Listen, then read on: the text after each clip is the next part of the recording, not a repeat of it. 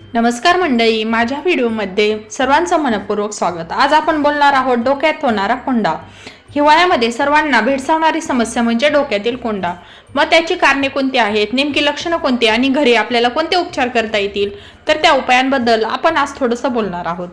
पहा, कोंडा हा त्रास अनेकांना होतो, पण त्याबद्दल योग्य माहिती फार कमी लोकांना असते। चला तर मग पूर्ण व्हिडिओ शेवटपर्यंत नक्की पहा। तर कोंडा म्हणजे डोक्याच्या त्वचेवरील मृत पेशींचे जास्त प्रमाणात गळणे। हा आजार नसला तरी त्रासदायक नक्कीच असतो। तर ह्या कोंड्यामुळे काय होतं, डोक्याला खाज सुटणे, पांढऱ्या कणांचा पाऊस पडल्यासारखे होणे, केस गळणे, हे सगळे कोंड्यामुळे होऊ शकते। तर कोंडा होण्याची कारणं कोणती आहेत?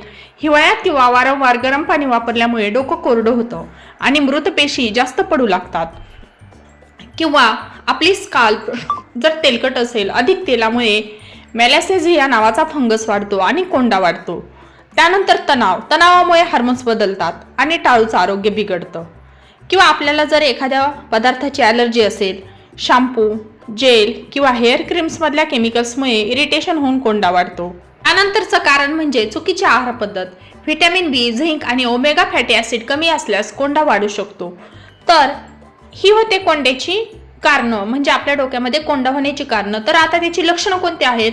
तर आपल्या डोक्यात खाज सुटणे, पांढरे किंवा पिवळे तुकडे गळणे, केसांच्या मुळांमध्ये तेलकटपणा वाढणे, केस गळण्याचे प्रमाण वाढणे, कानाभोवती, भुवयांवर किंवा दाढीमध्ये कुस्करलेल्या त्वचेचे तुकडे पडणे, तर ही आहेत कोंड्याची लक्षणं। तर आपण यावर घरगुती उपाय काय करू शकतो? तर पहा, गंभीर त्रास असल्यास डॉक्टरांचा सल्ला आवश्यक आहे। पण जर त्रास थोडक्यात असेल तर तुम्ही कोकोनट ऑइल आणि लिंबू या दोन्हीचा वापर करून डोक्यातील कोंडा घालू शकता। कोमट खोबरेल तेलामध्ये काही थेंब लिंबाचा रस मिसळून डोक्याला मसाज करा आणि 30 मिनिटांनी हलक्या शॅम्पूने धुवा। असं तुम्ही आठवड्यातून 2-3 वेळा केल्यास नक्कीच कोंडा कमी होईल। त्यानंतर दुसरा उपाय म्हणजे ट्रिटी ऑइल। अँटी फंगल गुणधर्मामुळे कोंडा कमी होतो, पण ते थेट वापरू नये, ते नारळ तेलामध्ये मिसळून वापरावे।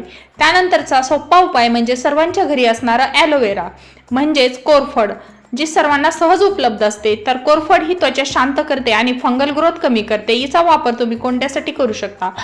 त्यानंतरचा सर्वात महत्त्वाचा पदार्थ म्हणजे दही। दह्यातील प्रायबॉटिक्स कोंडा कमी करण्यास मदत करतात। तर तुम्ही याचाही आठवड्यातून 1 ते 2 वेळा डोक्यांना लावण्यासाठी उपयोग केला तर कोंडा नक्कीच कमी होऊ शकेल। त्यानंतर मेथी पेस्ट, मेथीतले नैसर्गिक घटक स्काल्प स्वच्छ करतात। तर अशा पद्धतीनं ह्या पदार्थांचा उपयोग करून तुम्ही तुमच्या डोक्यातला कोंडा बऱ्याच प्रमाणामध्ये कमी करू शकता। त्यानंतर शॅम्पू आणि हेअर केअर टिप्स, आठवड्यातून 2 ते 3 वेळा केवळ सौम्य शॅम्पू वापरा। जास्त हार्ड शॅम्पू वापरू नका। खूप गरम पाणी टाळा। डोकं कोरडं किंवा तेलकट जास्त होऊ देऊ नका। केस धुतल्यानंतर नीट कोरडे करा। तणाव कमी करणाऱ्या गोष्टी जसे योगा, मेडिटेशन करा।